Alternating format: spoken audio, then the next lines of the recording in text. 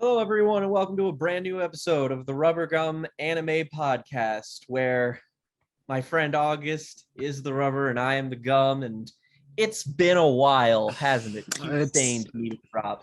been a hot minute, yeah. So today we're here to come back to you for the reunification of the RubberGum Anime Podcast by not talking about an anime. Woo! Woohoo!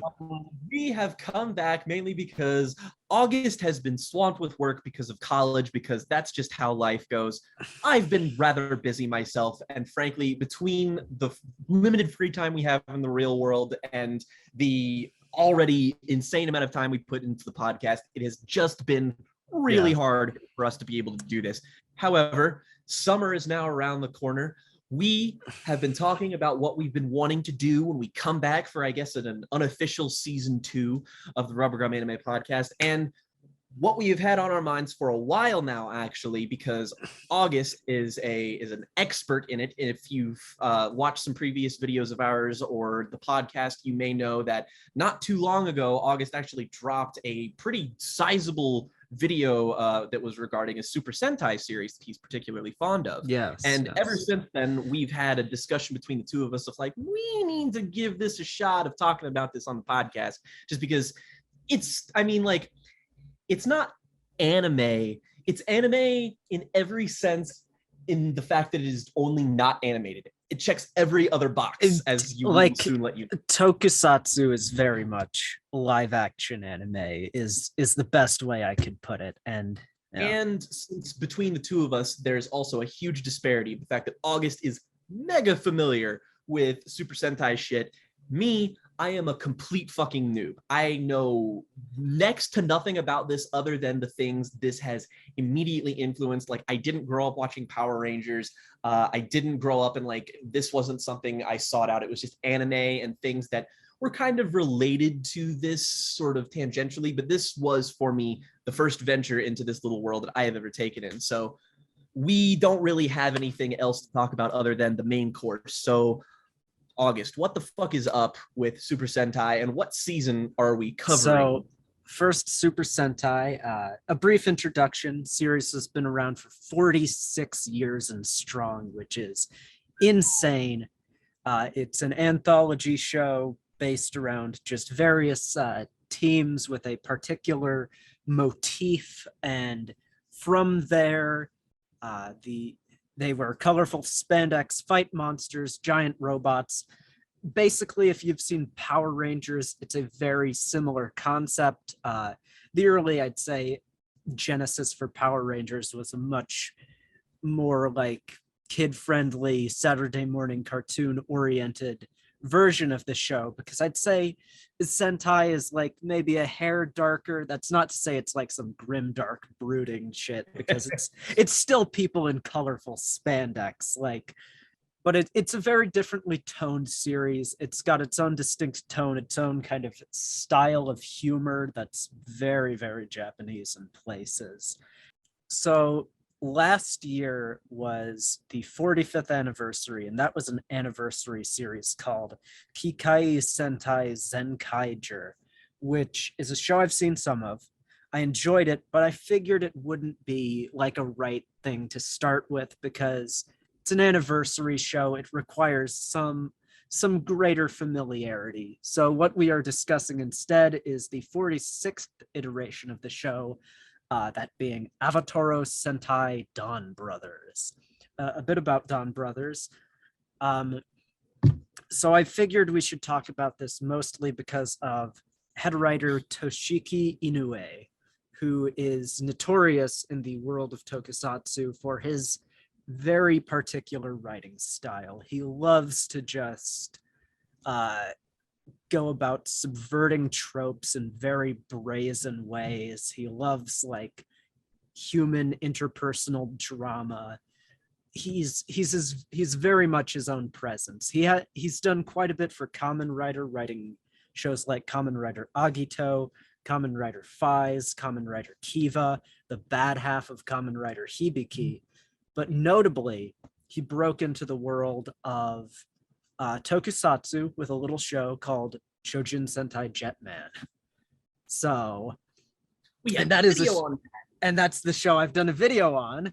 So what we will be covering is this show as kind of so 30 years later, this is his second kind of head writer role. And I guess primarily the reason I knew this show was going to be gold to cover was just watching it and seeing how bizarre, crazy, and fun it is. So I guess I'll turn this over now to you, Jake.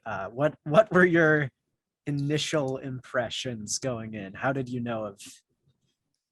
As someone who's been watching Japanese media for a very long time, I think I had an idea of what I was getting into when starting this, and I was more or less correct. And actually, in the past couple of months, something in particular kind of prepared me for this in terms of what the tropes and sort of style of narrative this was going to go for, which, I mean, you don't have to be a genius to predict it or anything, but No. something I watched I think is highly comparable to a Sentai series is that my girlfriend and I watched through all of Sailor Moon Crystal.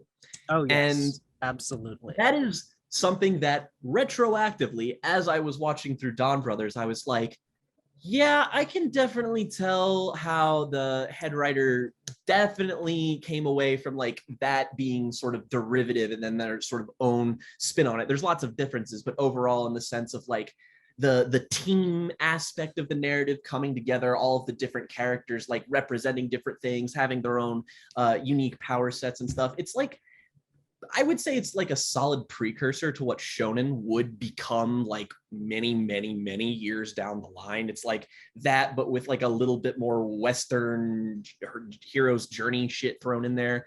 So when I went into this, I was like, this is probably going to be heavily Japanese. And yes, it is. I won't lie. There is something internally you just have to get over when watching something like this.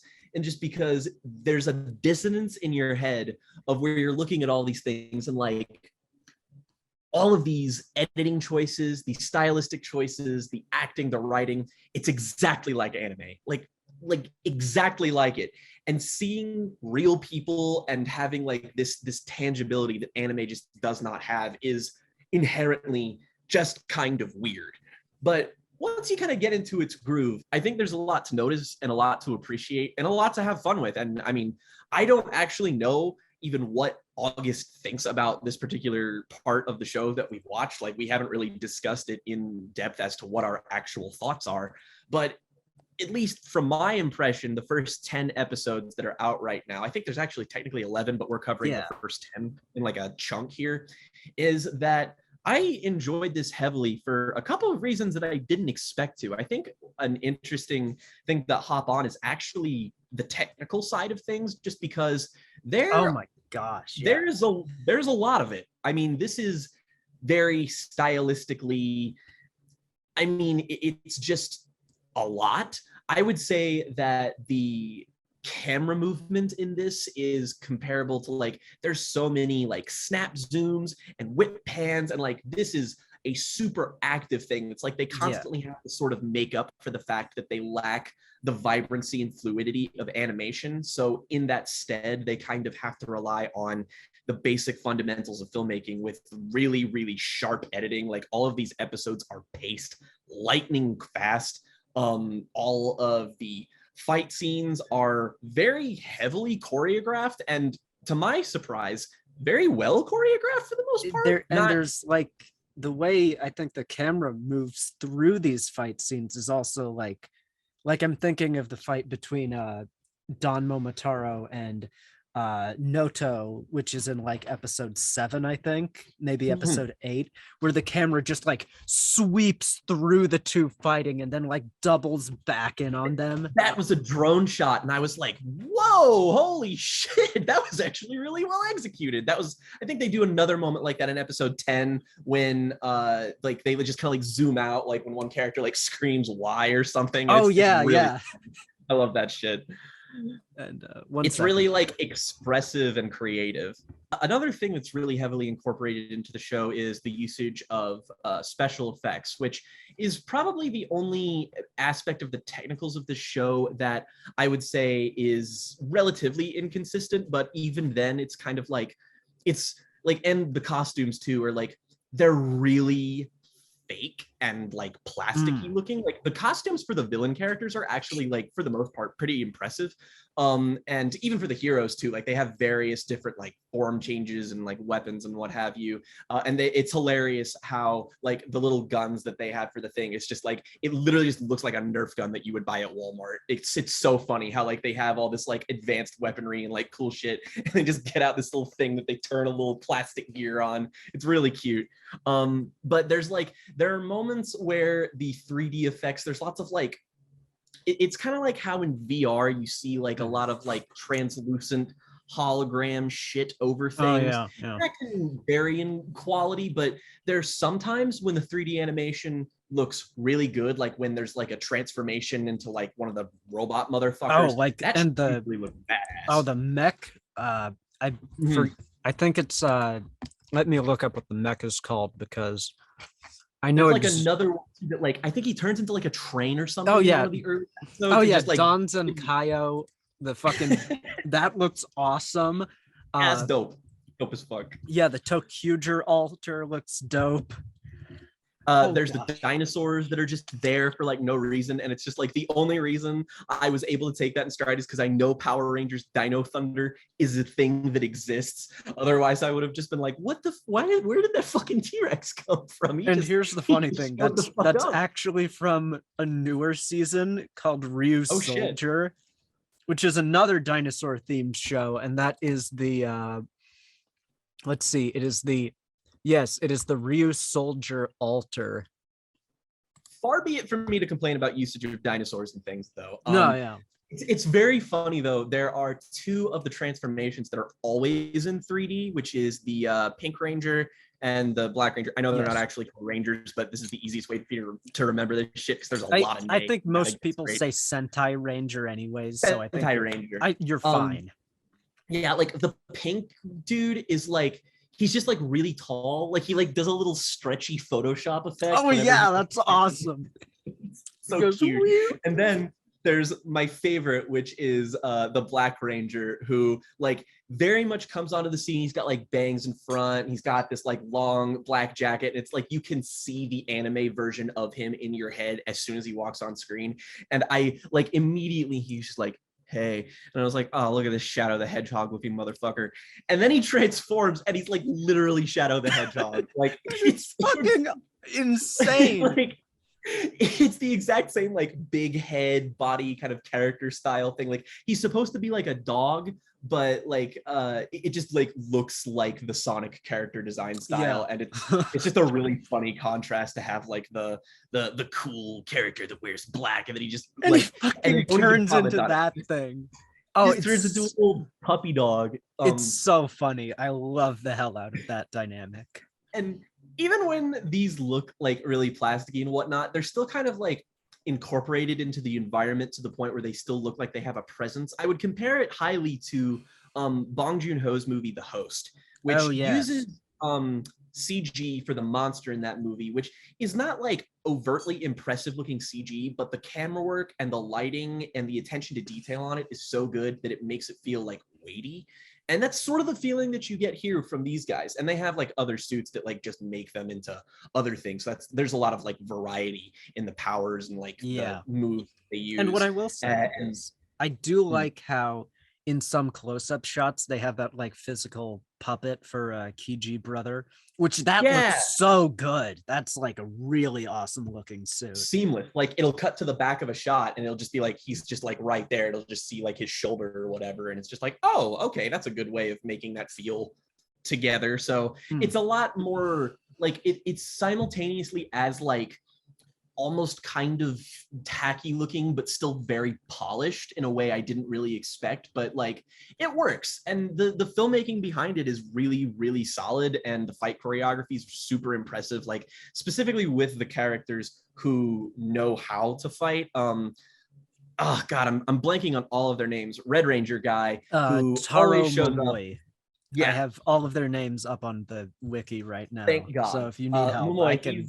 he's always a motherfucker. I love how in every single like time he's got like a fight, he just like walks into it and he's like being paraded in Oh my on a god. little like thing that people are carrying, and he's like got this little fan, and he's And then just in the like one episode where he's sick, he's got like the fucking dejected people carrying him in. like the music is like slowed down by like 50% and he like just topples over. It's like the way that the presentation works in tandem with the story is like it's really tight stuff, even though you can't really escape the fact that it looks like Spy Kids 3D Game Over, but like in a much smarter, much more visually pleasing kind of Yeah. way. And I guess that kind of loops into the how it affects the character stuff. So I guess the story here is anchored by our lead, who is Haruka, yeah. I remember the Haruka, name. who is Oni's sister, and basically she's this mangaka who is like a prodigy. And Yeah, her first manga super successful, wins all these awards, everybody loves her. And then it immediately turns out that like we believe you've plagiarized this other person's manga, and all of a sudden her fame just comes crashing down. Like her boyfriend kind of dumps her, and like everyone just calls her a plagiarist. Her life is just in her basic shambles. Her boyfriend, who's like such a funny side character because he's like a big simp for his mom. I was just about to say he like says he does like the mommy sorry thing. Like every time. So funny. I loved that fucking running joke. Like, and he shows back up in one of the later episodes when she like there's a temporary moment where she kind of gets that like notoriety back, and he's just right there again. This show does have a lot of side characters too, and it's like she's sort of anchored to this story by Jin. That's his name. He's like an older dude, and he's all mysterious, and he's just like, yo, you need to find these people. You need to find Taro. You need to find Taro Momoy and pledge your allegiance to him, basically. And so the first couple of episodes, like the first 3 episodes, are basically her and a couple of the other characters just kind of running around and like trying to figure out who the other like people are.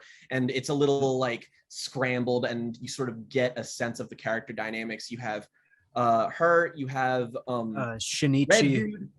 Shinichi, who's the Blue Ranger. Who's like a weird homeless guy. He's like a homeless guy who's like imaginary food. Who's like this pseudo intellectual who goes around solving people's problems for like in exchange for goods, and he doesn't carry money on him. And there's the great scene in the coffee shop where he pays for his coffee with a haiku. And he's like constantly reciting like terrible haikus that he like only half finishes sometimes. And he's got like a is the fur on his suit supposed to be like monkey-like or something? Yeah, it's like monkey fur is the idea.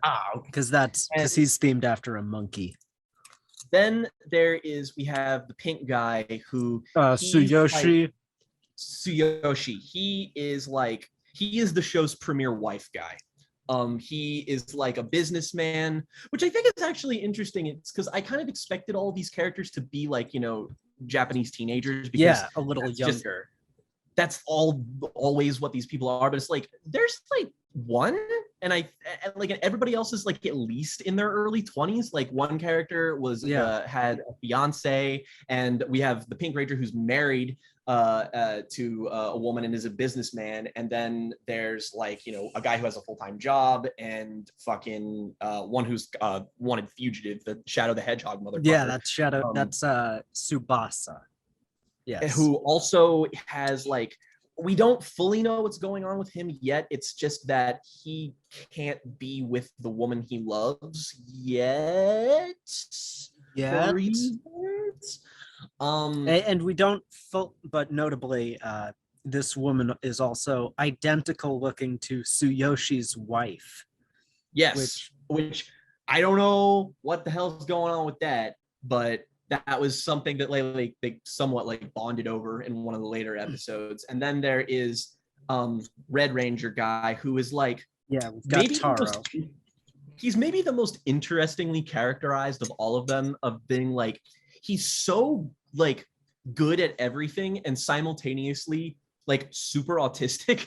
He To the like point where he can't just drives everyone away from him. like because he he's physically constantly trying. cannot tell a lie is another aspect of his character. He can't lie, and he's constantly like, if he's thinking that like if there is a way for someone to do something better, I need to show them how to do that, and it'll like improve their life. But it leads to him like overextending himself and like everyone being annoyed with him, and he lives this really like miserably lonely existence, even though he kind of lives trying to do some sort of good in the world, kind of. And I guess what's also really fun about that dynamic is that like there's this really like bizarre, unexplainable difference between his persona as Taro Momoe and Don Momotaro, where as a normal guy, he's a little more reserved, a little quieter, but I have to assume that's just something he's kind of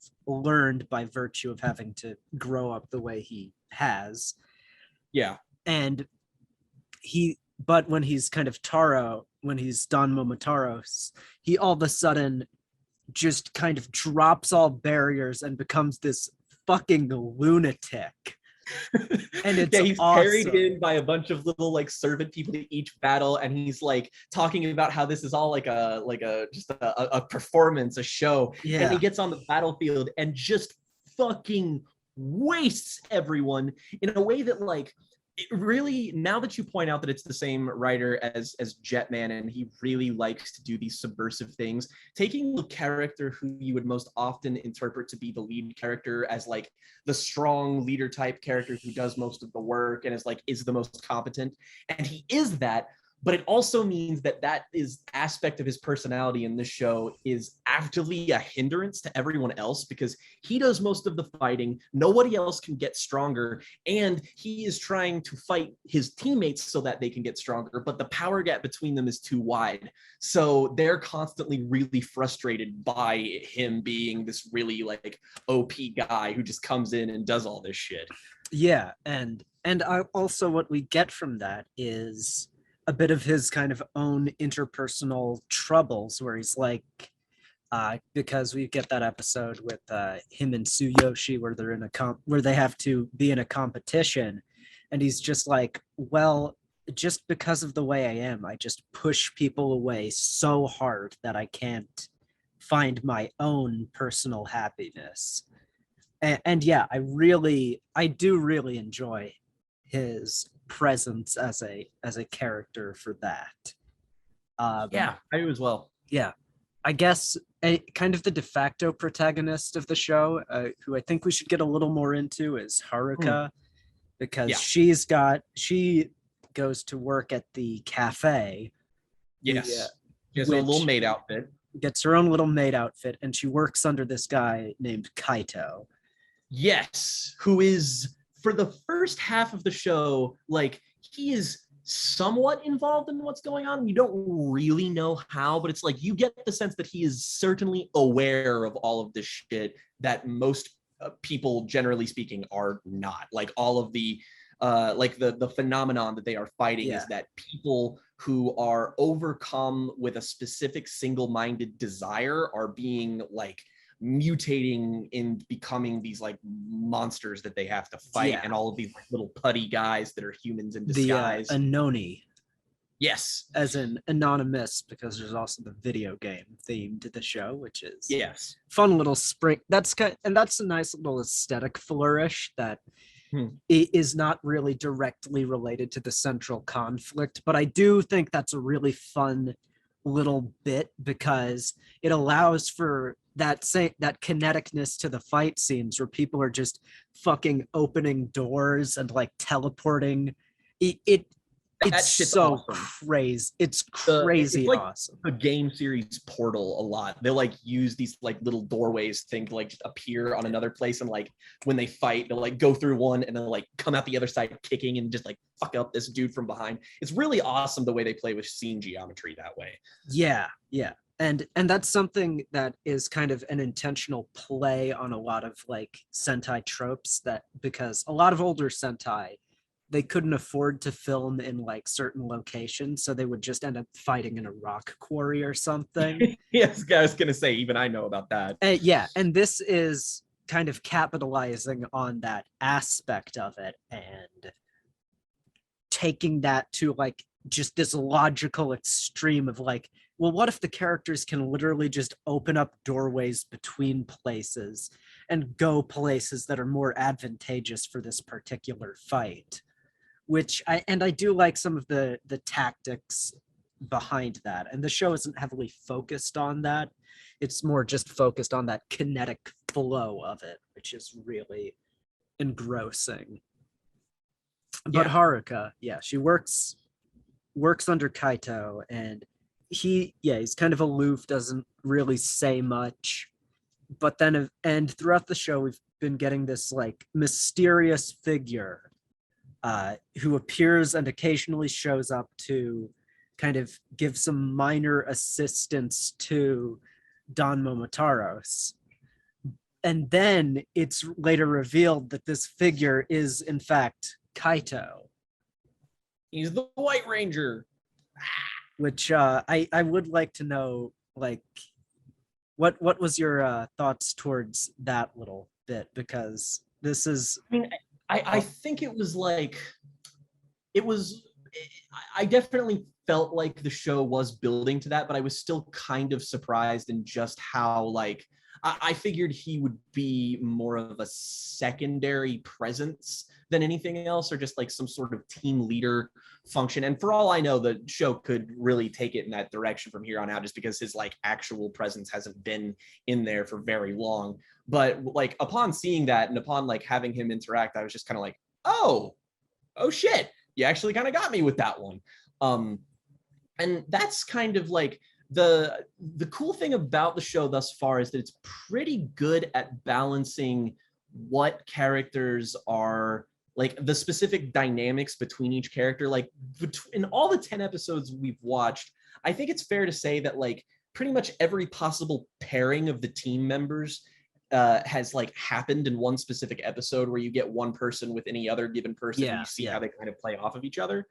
And I'm always just a sucker for that kind of stuff, just because if you have these like well-defined characters like these group of kids are, you get like moments where they can work off of each other, or conversely just kind of bounce off of each other and not like work well together, or learn to get over it. And I think the cool thing about Donbrothers is that it's like, it really places an emphasis on the fact that they are like a team, and like whenever they get into a fight, like the other ones will teleport there, but they all really do have like an individual goal to pursue within the plot, or like a particular ambition or thing that they're chasing, or something that is just completely unrelated to their like them being chosen to do this particular thing. And I guess part of that is their lives were all kind of dramatically altered in some way just by being kind of selected to be in the Donbrothers.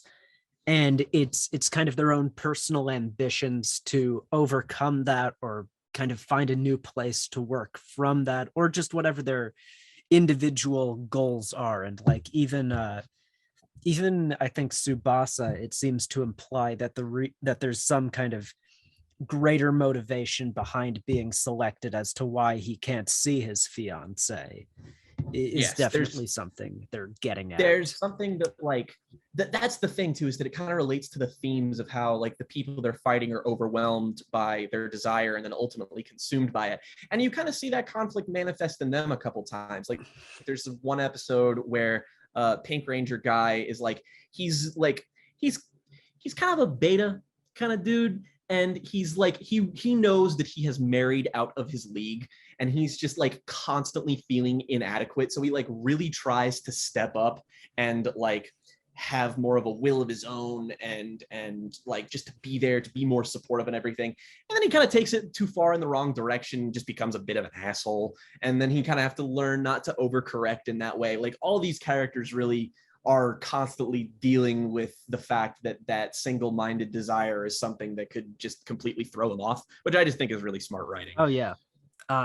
And speaking of that, of Tsuyoshi, is that he has in episode 8, I think one of the fucking craziest scenes in all of Sentai, period, where, and I guess we should establish the kind of, not necessarily main villains, but the Noto.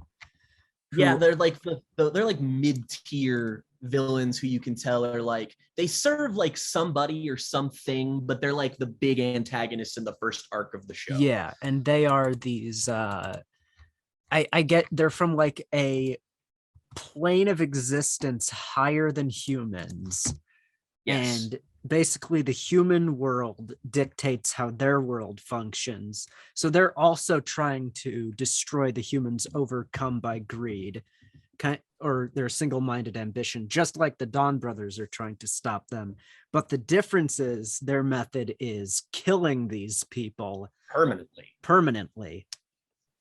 And that happens to a couple people. Like, it's not just established as being a threat. Like, there are like 3 or 4 times where people just straight up fucking die. Yeah, like they just get in there and someone's like, there's this quite frankly kind of horrific cutaway where it shows the person's like soul screaming in agony, and yeah, then it gets like the artist dude in the cube, and it's just like slowly fracturing, and it just disappears and explodes, and you're like, oh, that motherfucker's not coming back. God damn. Shit. And that relates back to Tsuyoshi, because we've got that scene where during kind of the Donbrothers' big finisher, he pushes or like slams into Don Momotaro, and that allows time for the villain to rush in and just fucking kill that guy.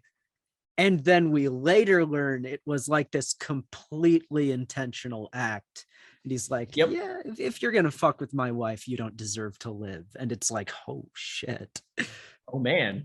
Like, so there's like a darker kind of hint at some of these characters that you kind of get ahead of time that I feel like is probably going to be developed later on, just from that action alone. And there's also, conversely, we have one episode where Haruka sort of gets the chance to vis-a-vis the white fucking ranger guy, basically gets the chance to not be a member of the Donbrothers and go back to where she had that successful manga and wasn't plagiarized, which I'm thinking is going to come into the show later, just because the whole aspect of her being plagiarized is like presented as something as like she didn't plagiarize the manga, so somebody had to. Yeah. So I don't know what the deal is with that, but I have a feeling it's going to get something later. But basically, she sees someone else take over her role.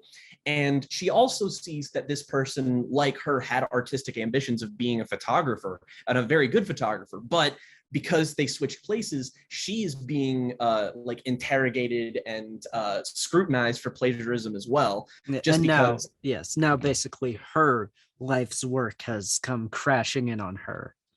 And because she sees how well she works with the team, she sort of has a moment of like, I wasn't ever really as good at fighting with them as you are, and I kind of want to get better at that. So ultimately, she decides to reverse that and then go back to being in the Donbrothers and accepting the fact that she has to be a social pariah, which I actually thought was just a really like early on good main character thing to establish how dedicated she is to the cause and how just inherently heroic one of the characters is. That was probably one of my favorite moments of the show so far. Yeah, no, I loved that episode, and that's also where the rest of the team gets their Robotaro forms, which are presumably building up to the main neck of the show. So I assume that's just something that's going to come sooner rather than later. But one thing I think that's relatively unique to this show is just the fact that we're 10 episodes in and the members still really don't know all of each other. Like, Yeah, and the only precedent I can think of for that is like Kyryuger, where the main team takes a couple episodes to like they decide to just be secretive and not reveal who's who quite yet. But eventually they do, but it's before episode 10, that's for sure. The further I got in, the more I noticed of like, at first I was kind of frustrated with the fact that the team wasn't coming together. And then I just sort of discovered that that was a bit more of a feature than a bug, just because all the time that it doesn't spend with everybody together, it spends on building them up individually, or at least in pairs of 1 and 2, so that you get to know them a little bit better. Yeah, yeah. And that approach in the long term, if you're going to have like a longer form narrative, is always the smarter way to go, if you ask me. Just because it manages to, like, once everyone, you know where they stand with everyone else, when everyone is together, you just feel like you have a more complete story and set of characters. And that even extends to the villains too somewhat, is that they've only really just started to appear. Like, I think the first we see of them, actually there's one in the first episode, but like we see some of the other ones in episode like 2 and 3, but they actually, like, they, like, as August explained, they're like the people who are overcome with desire. It like destabilizes something in their world and they have to kill them in order to keep the sort of peace there. And they don't really like fully understand humans or emotions or whatnot, but instead of doing the typical anime villain sneering, looking down, aha, you humans are weak, they take an active effort to try and understand them. And that actually gets a little bit of some interesting interactions, like the girl character, who is like just obnoxiously hot, and has an adorable outfit. And they all have weird contacts that, like, for their eyes that make them look like just a little off. She shows up and she just basically starts like fucking around with men, and like really wants to see, like, just because, you know, love is such a strong desire and emotion, she wants to like pull that out of people to get people to follow her so she can understand it. And then there's like the main dude who shows up in the first episode. He sort of teams up with the Red Ranger for a little while. Oh yeah, and they do like and they like have some to, heroic. They have to, Like, they go and save those people in a fire. And that's like, that's an amazing moment, I think, because it establishes that, like, it's a very interesting conflict, because the villains in this show aren't really evil per se. Really, they want the same goal of humanity's safety, because their world still depends on it. They just want to eliminate the bad their eggs. goals are the same.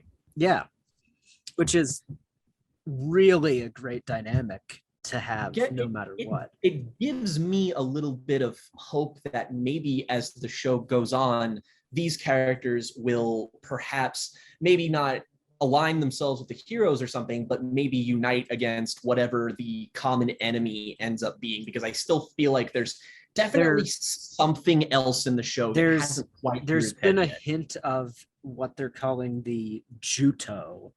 Yeah, kind of the common bestials was the English translation. Not necessarily sure what's going on there, because like the most we've gotten is a scene of a bus crashing and all of the people on it are fucking gone. It's just like, oh well, I mean, I guess there's nobody can do anything about that now. God damn. But like, I just kind of like that there is that level of intrigue, because it's like we still know like plenty of stuff about what's happening and what the world is, but I still have so many unanswered questions, which I feel like is essential to sort of securing audience interest in a show like this, is because, you know, even though I'm still sort of familiar with some of this, is like there are still moments where like not everything, like this is still definitely something that if you're not already accustomed to, you're going to have to get over some sort of learning curve. Like, the acting, for example, I think is great for what the show is doing, but it's also really exaggerated and cartoonish, and like it's very anime kind of corny. Yeah, and like there is still a part of me that is like, I think that this might be more successful in its storytelling if it was animated.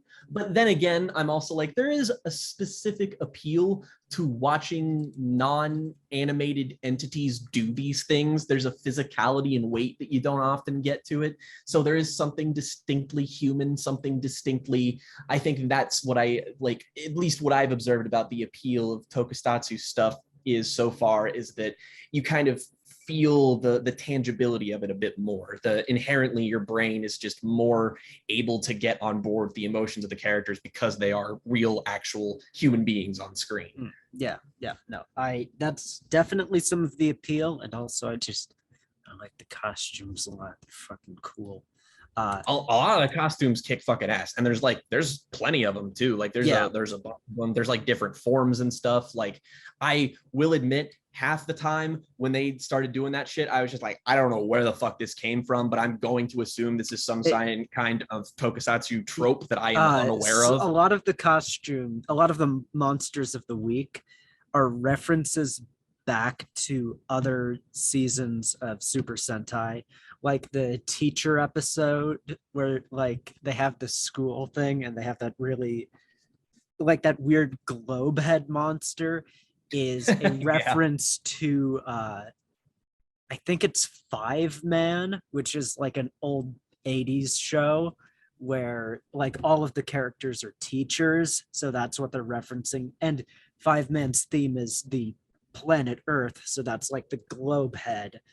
Okay. So that makes there's sense. like a lot of like, and those aren't references you have to get for the show to be entertaining. Not but at all. It's like extra window dressing, basically. Yeah, it means that if this is something that bare minimum interests you and you want to get into, as somebody who is kind of divorced from this, I would recommend starting with something like this, just because I personally was never really presented with any obstacles that I couldn't get over. And in fact, like, I think the thing that it actually most reminded me of is, August, have you ever played any of the Persona video games? I have not, stunningly. They are remarkably similar in setup, to the point where I am like, oh, this is just like a really like weird Jungian psychology fucked up version of a tokusatsu story, because it's always like a bunch of high school characters and there's always like this like other hidden world thing, and there's like, you know, you got to get the different members of the team who all have their own special moves and their own cool costumes and stuff. It's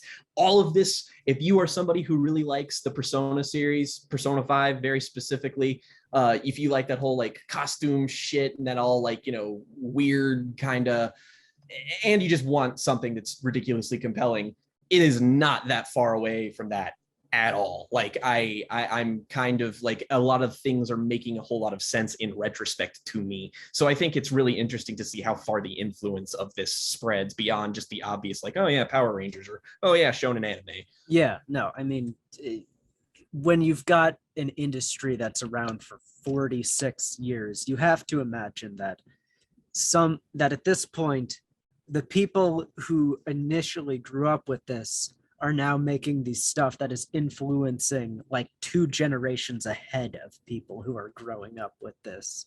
So it's really kind of crazy in that sense. So I absolutely agree with your analysis of this being weird. Like, just you get it where it comes from if you're at all familiar with Japanese media, and particularly kind of action-oriented stuff.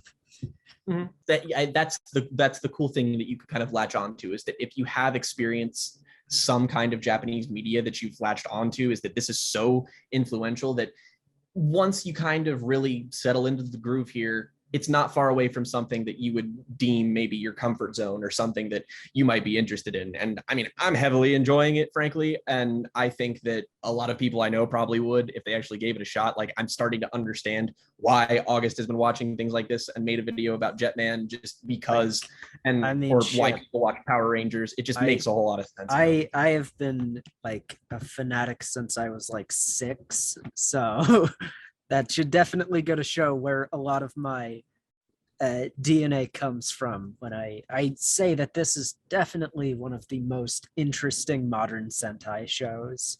And kind of that's my opinion. That, and with these first 10 episodes, I feel we're kind of forced to discuss more of the technicals and stuff like that, because we're at a point where things are in the kind of phase of being set up, rather than paid It off. really does feel like the show only just really started. Like everything is planted, and I feel like everything is finally starting to kind of grow once you get past like episode 7. Like you can kind of get a big, like the larger scope of what's happening becomes a bit more clear.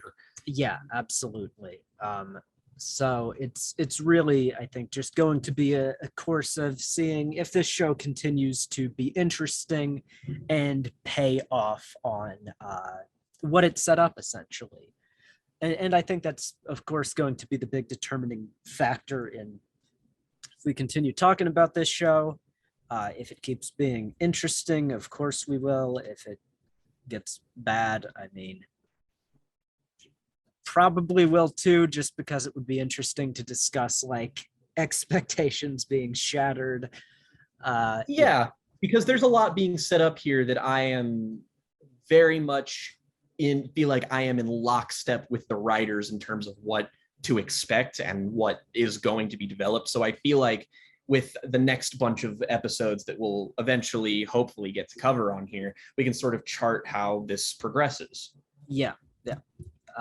So I guess that's a lot of what I have to say as far as this show goes. I'm enjoying it a lot so far, and hope it stays good and gets even better. Yes, absolutely. 100%. Yeah. This is kind of our informal return to the RubberGum anime podcast. So be it. It's very strange seeing how the landscape of anime and manga has changed in as little of a time as a year, frankly. It's like, because like if you have something that you are interested in right now that is current, that is like, you know, if you want to hear us talk about it, please shout it out in the comments below by all means, because we have an idea of some stuff we want to look into. We talked about possibly discussing something in relation to Jujutsu Kaisen, because that's just enormous right now. Yeah. We talked about some things that we personally are interested in that we just kind of always had on the back burner, but like specifically, there's also later, I think this year, we're supposed to get the Shin Ultraman movie. Yeah. That's out in Japan. Oh God! So sooner than you might think, we'll probably talk about that. But if there's anything else too, and then the year after that, we're getting Shin Kamen Rider with Anno as director, and fuck, Anno's writing the Shin Ultraman movie. Maybe we can say one nice thing about Hideaki Anno on this show for once. Yes, maybe we can hope. But those are some things we're considering. I mean, Chainsaw Man adaptation is also coming out, so I am obscenely interested in that, and just for whatever reason have not read any of it yet. I've only read the first volume, so I'm not terribly familiar either. But yeah, there's a lot of stuff out there right now that's really popular, and honestly, a lot of it looks interesting. I think it's interesting if you you've heard me talk about YouTubers for like 5 seconds. My favorite YouTuber, Super Eye Patch Wolf, recently put out a new video where he kind of goes over the state of the anime and manga industry, just like as a whole, what it looks like. And the difference between 2021 and 2022 right now in terms of where things are ranking, like One Piece isn't even in the top 3 selling manga anymore. This is unfucking precedented. Like that is unheard of. So there is so much happening right now. And like other than that, like 2 of the big 3 aren't the big 3 anymore, and fucking Demon Slayer is still not over, and My Hero Academia is still not over, and One Piece might be over soon. So like what the fuck? Exciting times. Exciting times. There's a lot upcoming. We'd be interested to talk about it that now that we have a little more free time on our hands. So yeah, just let us know what you think of this episode, what you think of fucking Donbrothers, if you've watched it at all. And you can find it if you haven't. Yeah. Anyways, that's about all we have for today. Thank you for watching, and bye-bye. Dun dun dun, Dun, brothers. brothers, dun, dun, dun, but we're going. Dun, dun, dun, dun, dun, dun, dun. Yeah.